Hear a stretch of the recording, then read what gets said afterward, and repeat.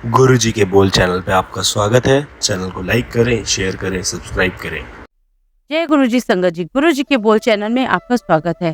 जय गुरुजी संगत जी, वीडियो को लाइक कीजिए, चैनल को सब्सक्राइब कीजिए और बेल आइकन को प्रेस कर दीजिए ताकि आपको लेटेस्ट वीडियो की जानकारी अच्छे से मिल सके। जय गुरुजी संगत जी, गुरुजी का अनंतम अनंतम शुक्राना। गुरुजी के श्री चरणों में कोटि कोटि प्रणाम और प्यारी प्यारी संगत को जय गुरुजी।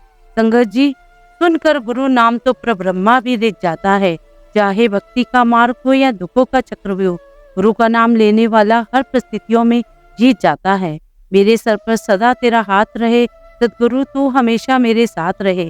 जी हाँ संगत जी, हम तो बस गुरु जी से यही अरदास करेंगे कि गुरु जी का साथ हम सबके साथ बना रहे। परंतु संगत जी, इस पावन पुण्य साथ के लिए हमें भी गुरु जी के प्रति पूर्ण निष्ठा और समर्पण का भाव रखना चाहिए। यही पूर्ण समर्पण ही तो है जिससे हमारी गुरु जी से ट्रू कनेक्टिविटी बनती है। यह समर्पण क्यों जरूरी है, यह सत्संग के माध्यम से हम जानेंगे। संगत जी, आज के सत्संग बहुत ही सुंदर है, बहुत ही प्यारे, हमेशा की तरह और बहुत ही खास है। आपको सत्संग पूरा अंत तक सुनना है और पूरा सुनना है, क्योंकि आप जानते हैं सत्संग के हर शब्द में ब्लेसिंग होती है। हम सत्संग शुरू करें उससे पहले आपसे निवेदन है, आप सभी अपने सत्संग को बढ़ चढ़ करके शेयर करिए। उससे अपने सत्संग को सुंदर लिखावट में हिंदी में ईमेल आईडी पर और व्हाट्सएप पर शेयर कीजिए। पर आप ध्यान दीजिए कि आप टाइप करते समय शॉर्ट फॉर्म में जो हम मैसेज करते हैं वह नहीं करें, आप अपने सेंटेंस पूरे लिखे। चलिए संगत जी, सत्संग शुरू करते हैं। आज का पहला सत्संग हम सुनीता दत्त आंटी का सुनेंगे। काश गुरु जी और मैं भी कभी अलग ही ना हुआ। गुरु जी मानव रूप में भगवान है। मुझे भगवान और जादू दोनों की आवश्यकता थी। यहाँ जादू हो सकता है, यह श्री रघु राय के शब्द थे जब वे मुझे सितंबर 2006 में पहली बार गुरु जी के पास लेकर गए। वास्तव में भयानक हालतों से जूझने के बाद मेरे परिवार को जादू की ही आवश्यकता थी। मेरे भाई को फिर से कैंसर हो गया था और डॉक्टर्स ने उसे अधिक से अधिक 2 से 3 महीने तक का ही समय दिया था। 2002 में हॉस्पिटल में उसका टेस्ट कराया गया और 1 साल बाद उसे फिर कैंसर हो गया और स्टेम सेल ट्रांसप्लांट के लिए उसे लंदन जाना पड़ा। अब सितंबर 2005 में उसे फिर कैंसर हो गया था और इसका कोई उपचार नहीं बचा था। डॉक्टर अब कुछ भी नहीं कर सकते थे। मैं अपने भाई और माता पिता को लेकर बहुत परेशान थी। संगत जी, मुझे पता था कि मेरे माता पिता इतना बड़ा सदमा सहन नहीं कर पाएंगे। मेरे पिता की उम्र 80 वर्ष से अधिक थी और माँ बिस्तर से उठने में असमर्थ थी, क्योंकि 2006 में सेरेब्रल स्ट्रोक के कारण उन्हें लकवा हो गया था। आप यकीन नहीं करेंगे संगत जी, मैं पागल सी हो गई थी और मुझे जिसने जो भी कुछ करने को कहा मैंने वही किया।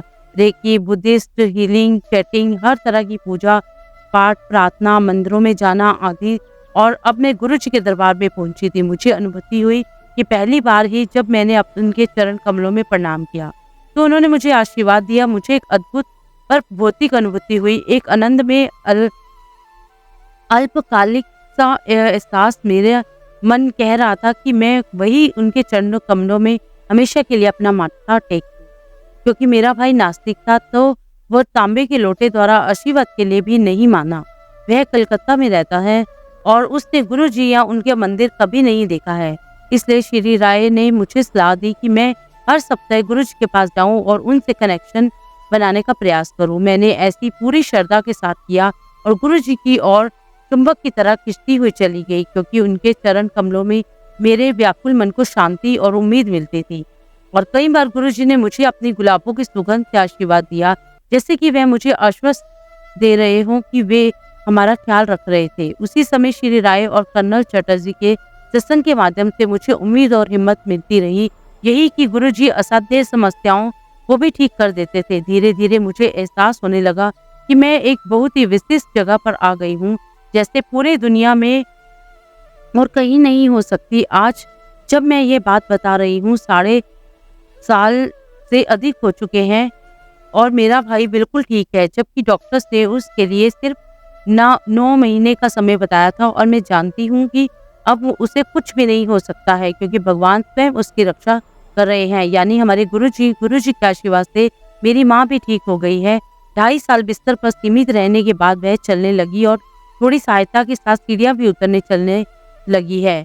मार्च 2009 में गुरुजी ने यह सुनिश्चित किया कि जिस समय मेरी माँ को दोबारा सेरेब्रल स्ट्रोक हुआ, उस समय मैं सत्संग में थी। इस बात पर ध्यान दिया जय संगत जी कि जब मैं गुरुजी के सत्संग में जाने की तैयारी कर रही थी, उस समय मुझे बिल्कुल भी नहीं पता था कि मेरी माँ कोलकाता में बीमार थी। अब वह बिल्कुल ठीक ठाक घर वापस आ गई है और मेरा पूरा विश्वास है कि वह दोबारा चलने फिरने लगेगी।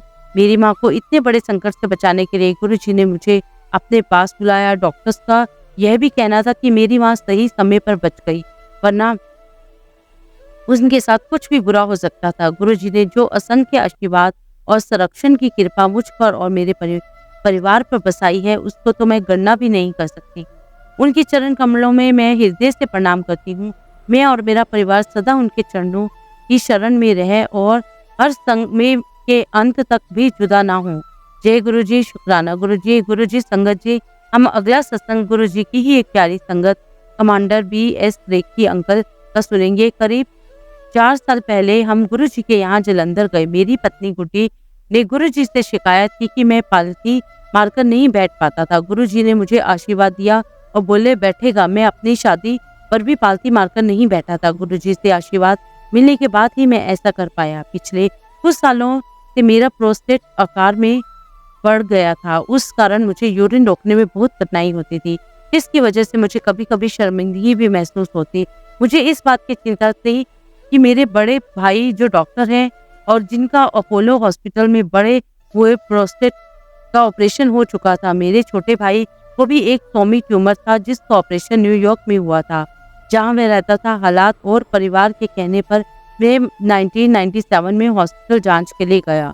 मेरे PSA अर्थात प्रोस्टेट स्पेसिफिक एंटीजन की संख्या 4.15 थी, थोड़ी बड़ी हुई थी। जनवरी 1998 में मिलिट्री हॉस्पिटल में जांच हुई जिसमें मेरी PSA की संख्या 6.20 आई, यानी कि बढ़कर आई, जो कि बहुत बड़ा चिंता का विषय था। फिर गुरुजी ने मुझे आशीर्वाद दिया। मेरी हालत में तेजी से सुधार आया और मेरी मई 1999 में मैं एक और जांच के लिए गया। वहां PSA की संख्या 1.58 आई, जिस पर स्पेशलिस्ट को बिल्कुल भी विश्वास नहीं हुआ और वे हक्के बक्के रह गए। मैंने डॉक्टर्स को बताया कि गुरुजी के आशीर्वाद के अतिरिक्त मैंने और कोई इलाज नहीं किया था। उनके आग्रह पर भी की संख्या गलत हो सकती थी। मैंने एक प्राइवेट लेबोरेटरी में टेस्ट कराया और PSA की संख्या 3.34 आई, जो सामान्य थी। मैं गुरुजी का बहुत बहुत आभारी हूँ। मुझे पीठ में दर्द रहता था। उस समय गुरुजी के आशीर्वाद से, प्रसाद, कीर्तन और लंगर द्वारा और सत्संग के आध्यात्मिक वातावरण से मेरा वो दर्द कहाँ गायब हो गया पता भी नहीं चला। संगत जी, गुरुजी का आशीर्वाद मेरी भाभी हरबीर और उनकी बेटी रुबीना को भी प्राप्त हुआ।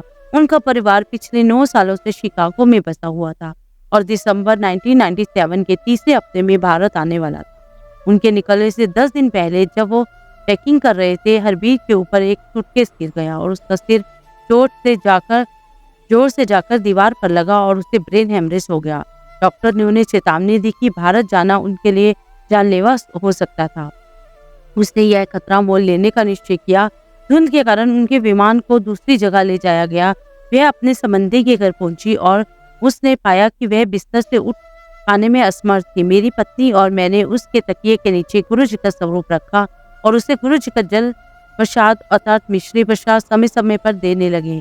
2 घंटे बाद हरबीर उठी और बात करने लगी। हम अगले दिन उन्हें गुरुजी के पास लेकर गए और हरबीर संगत में 3 घंटे बैठी। वह खुश भी थी और ठीक भी। रुबीना ने उसे नए साल के क्लब के कार्यक्रम छोड़कर गुरुजी के यहाँ उनके आशीर्वाद लेने के लिए जाने को कहा। उस दिन हम सुबह के 2 बजे तक गुरुजी के साथ थे। हरबीर खुश और ठीक लग रही थी। गुरुजी ने रुबीना को व्हीलचेयर ऑफ डेंटल सर्जरी के पाठ्यक्रम के लिए भी आशीर्वाद दिया। गुरुजी मजाक में BDS को कहते थे कि 32 दांतों का सर्वनाश। उन्होंने रुबीना को कहा कि उसकी दूसरी बीमारी यानी कि अस्थमा ठीक होने से पहले कुछ समय के लिए और बिगड़ सकती थी। जैसे गुरुजी ने पहले ही कह दिया था, ऐसा लग रहा था कि हरबीर ठीक हो गई थी, पर रुबीना की हालत और बिगड़ गई। 1 और 2 जनवरी को हरबीर ने भी अपनी सारी दवाइयां फेंक दी और दोनों दिन बहुत खरीदारी की। वह सब कुछ आराम से कर पा रही थी। शिकागो पहुंचकर जब उसने अपनी जांच करवाई तो पता चला कि उसकी सारी बीमारियां दूर हो गई थी और यह सब गुरुजी के आशीर्वाद से ही हुआ। और रुबीना का हाल थोड़ा अलग था। शिकागो पहुंचकर उसे हॉस्पिटल में भर्ती होना पड़ा। थोड़े दिनों बाद डॉक्टर्स ने उसे कहा कि उसके पास अब और कोई दवाई नहीं बची थी जिससे वह उसका इलाज कर पाते। यहाँ हर शाम को हमने गुरुजी को यह बात बताया। गुरुजी बोले कि उन्होंने पहले ही उसे ठीक कर दिया था। संगत जी, अगली सुबह हमने रुबीना को फोन किया। उसकी हॉस्पिटल से छुट्टी हो रही थी और अगले दिन कॉलेज जाने का सोच रही थी। एक रात पहले उसे सपने में गुरुजी के दर्शन हुए थे और उन्होंने उसे ठीक कर दिया था। जय गुरुजी। कुलबीर रेखी को भी गुरुजी का आशीर्वाद प्राप्त हुआ था। 1969 से उसे हाइपोथायराइड की परेशानी थी। उसका ऑपरेशन हुआ था और वह ठीक थी, परंतु 1996 से उसे फिर से दवाइयां लेनी शुरू करनी पड़ी। 4 साल बाद मई 1999 में गुरुजी ने उसे आशीर्वाद दिया। अद्भुत बात यह है कि जब जून में जांच हुई तो पता चला कि उसकी थायराइड की समस्या गायब हो गई थी, जबकि उसके लिए दवाइयां लेना एक आजीवन आवश्यकता थी। वे सरप्राइज थे कि गुरुजी के आशीर्वाद से एक आजीवन समस्या का उपचार हो गया था। जय गुरुजी। शुक्राना गुरुजी। गुरुजी संगत जी, आज भी हम अपने सत्संग का अंत बहुत ही एक खूबसूरत शुक्राने के साथ करेंगे। जय गुरुजी। शुक्राना गुरु।